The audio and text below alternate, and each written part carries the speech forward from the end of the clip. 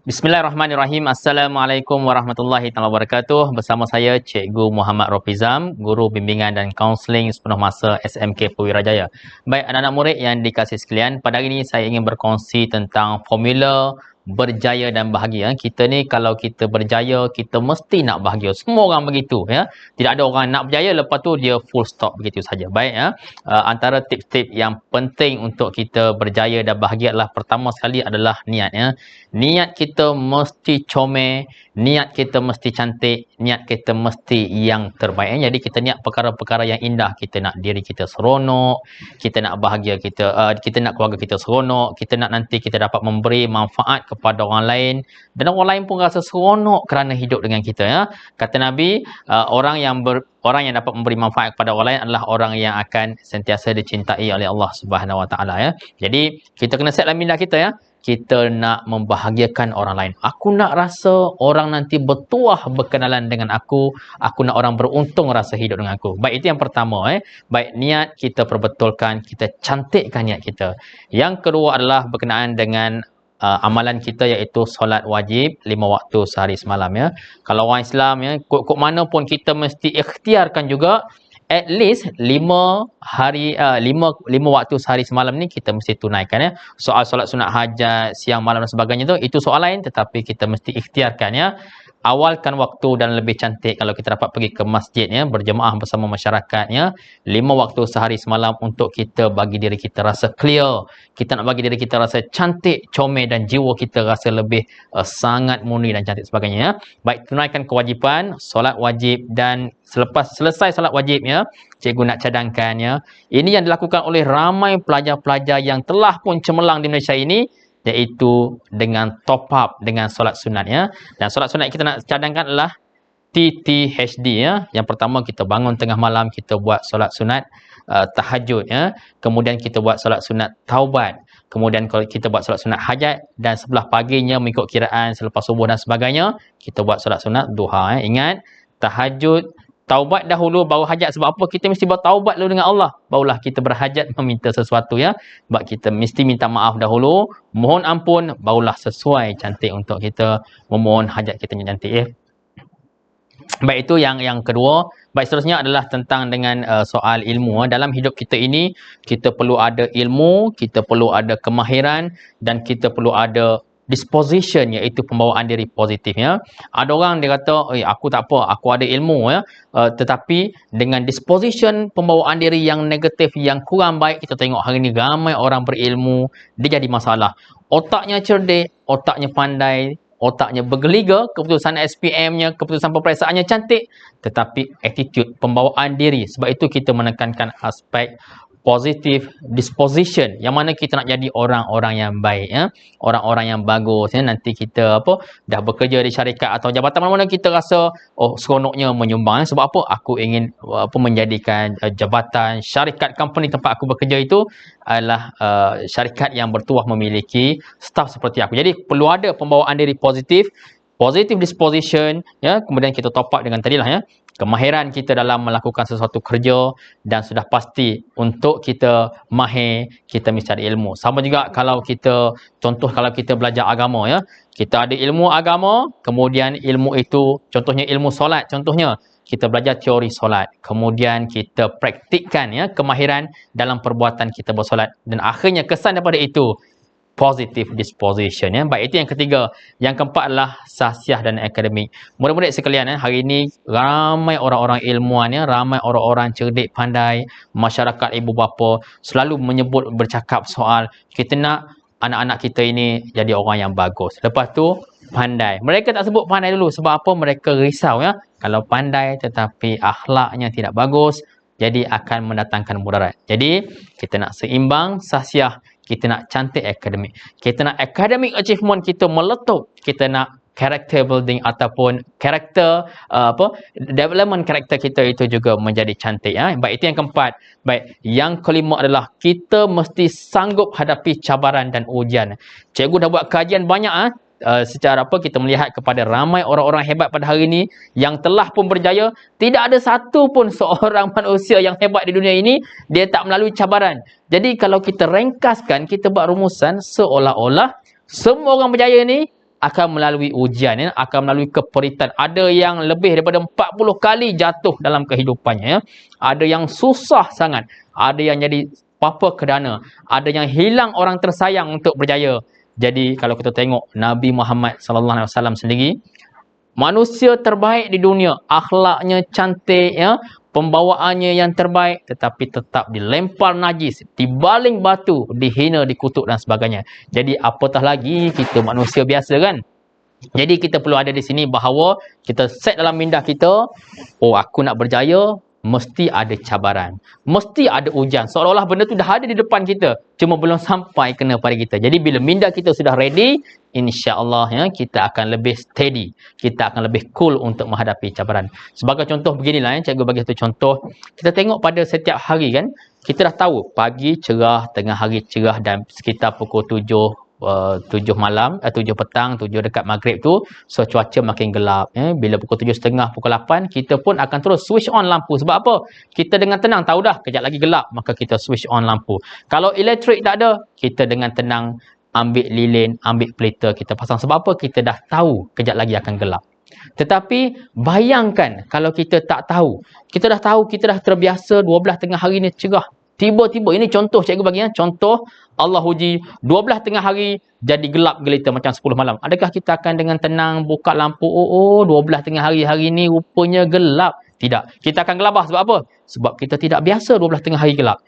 Jadi berbanding dengan 8 malam gelap, kita akan tenang buka switch lampu. Jadi begitu juga minda kita ni, bila kita dah setting dalam konteks tadi, kita nak berjaya, pasti ada cabaran, pasti ada dugaan. Aku sudah baca banyak kisah, kita bagi tahu di kita, aku sudah baca banyak kisah orang berjaya, semuanya perik-perik belaka, semuanya menghadapi dugaan, semuanya menghadapi cabaran.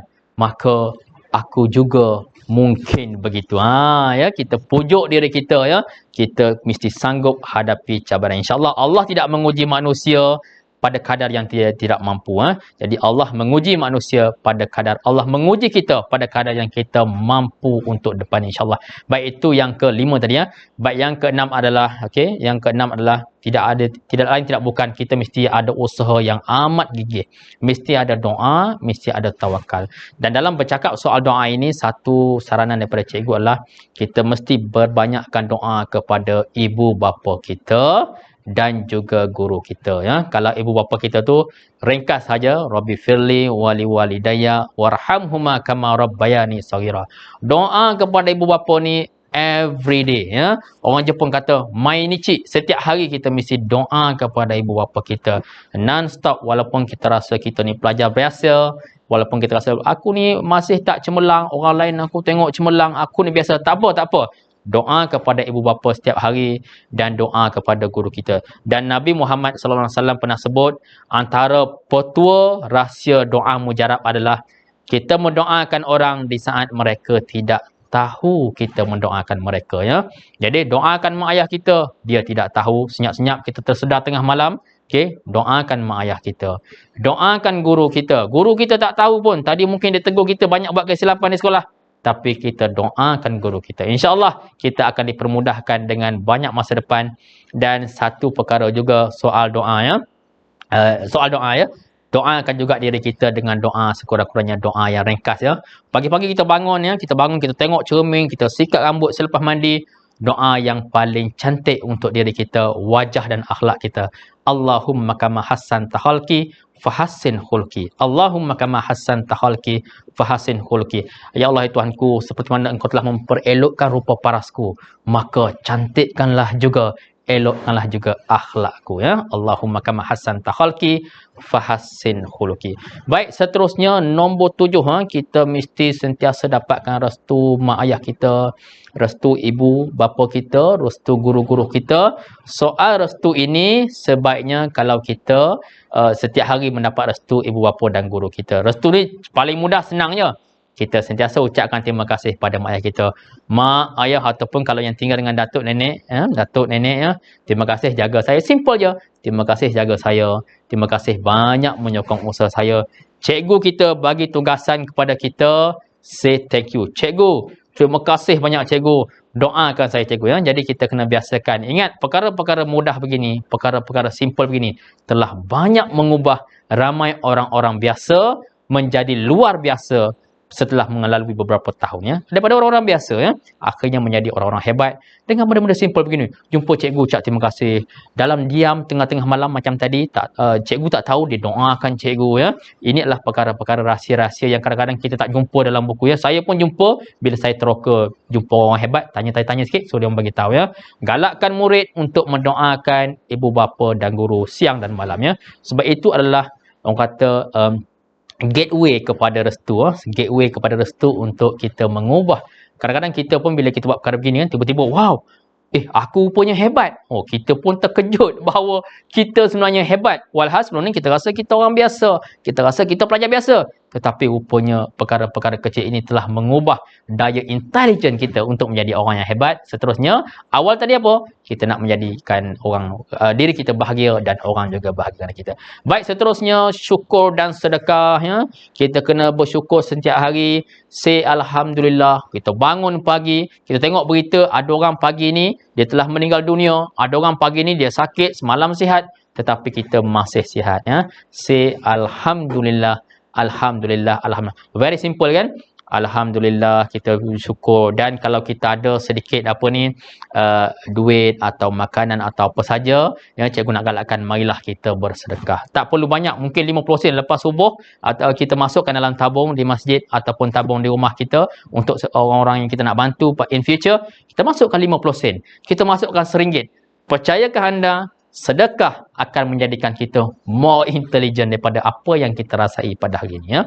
Jadi kena perbanyakkan sedekah. Sedekah ini Allah akan permudahkan urusan kita. Sedekah akan menjadikan jiwa kita tenang ya. Otak kita rasa jiwa kita, dada kita, jiwa kita rasa lebih cerah hati. Orang kata celik mata hati kan. Jadi sedekah dan syukur. Dan terakhir sekali ya, saya guna sebut balik secara rumusannya. Ingat, kita mesti ingin satu, kita nak membahagiakan diri kita. Bila kita ada perasaan itu, kita bersemangat, kita jadi motivated untuk lakukan perubahan. Yang kedua, kita mesti nak membahagiakan keluarga kita. So, bila kita rasa letih sikit, kita buat exercise. Bila kita belajar, kita study, kita rasa penat, kita nampak dah, nanti aku nak bahagia. Aku nak pasangan hidup aku bahagia. Lebih-lebih calon SPM, dah kena ada sedikit fikir, nanti aku akan berkeluarga. Aku nak pasangan hidup aku bertuah miliki aku. Jadi sekarang aku perlu belajar bersungguh-sungguh. Jadi semangat balik ya. Yang ketiga, kita nak bahagiakan masyarakat seperti yang saya sebut awal tadi lah biar orang-orang yang berdekatan dengan kita, orang yang bersama dengan kita, dia rasa wow, orang ni bertuah. Esok-esok kita tak ada, mereka rasa macam contohlah kan, kita dah meninggal dunia, orang kata dulu dia tu sangat banyak bantu aku, dia tu dulu sangat banyak tolong aku, dia memberi semangat pada aku, dia telah bersama-sama ingin berjaya dengan aku. Jadi kena ada semua sikap-sikap begini ya, lebih kurang 7-8 perkara tip yang saya kongsikan tadi. Dan satu lagi sebelum saya terlupa, pelajar-pelajar SPM, ini rahsia ya, jika anda ingin berjaya, yang rasa ada kelebihan sedikit soal subjek mata pelajaran yang anda kuasai, tolong ajar rakan anda. Dan di sekeliling kita ada kawan-kawan kita yang mungkin lemah sedikit, subjek matematik ke, subjek sains ke, subjek bahasa Melayu ke, sejarah ke.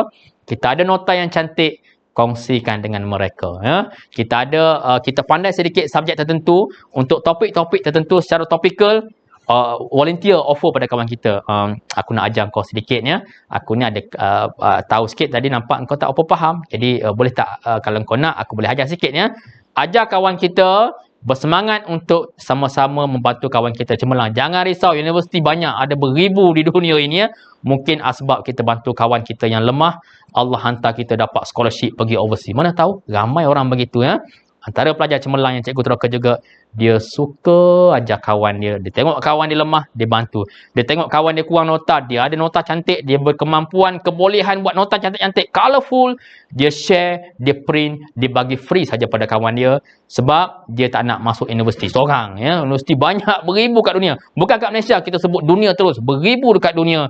Dan kalau kita masuk universiti seorang, 2-3 orang, tak seronok ya. Jadi kita nak ajak kawan kita pun cemerlang, kongsikan dengan mereka apa-apa bahan yang bermanfaat, ajar mereka jika ada sesuatu yang kita lebih, insyaAllah. Jadi teruskan kita fokus kepada matlamat kita untuk menjadi orang hebat pada masa akan datang.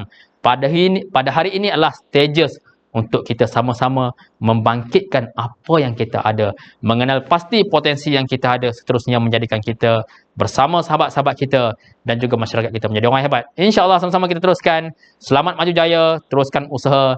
No give up, no give up, no give up. Benda baik, no harm trying. Tak lagi mencuba. Assalamualaikum warahmatullahi taala wabarakatuh.